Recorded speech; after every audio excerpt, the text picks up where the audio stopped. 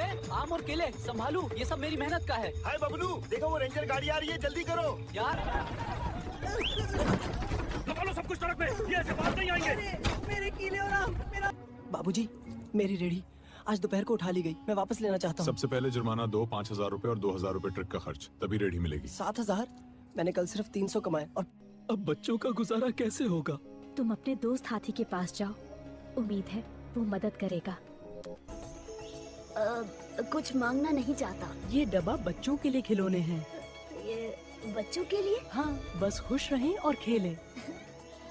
तुमने कुछ मांगा? नहीं, अब तक खुदा के सिवा किसी से नहीं मांगा, आज भी नहीं मांगा। उसने बच्चों के लिए खिलौने भेजे हैं। आज खाना नहीं है, लेकिन बच्चों ये खिलौने ले लो, खेल कर खुश हो जाओ। हमारे लिए है। शुक्रिया बबलू। बबलू, तुमने बच्चों के लिए सब कुछ किया। अल्हम्दुलिल्लाह। हाँ बस देखो, खुश रहें, यही काफी है।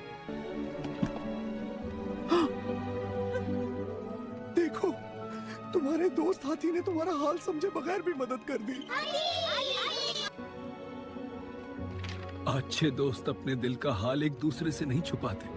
मैंने तुम्हारी हालत महसूस कर ली थी। ये पैसे ना इमदाद है ना कर्ज,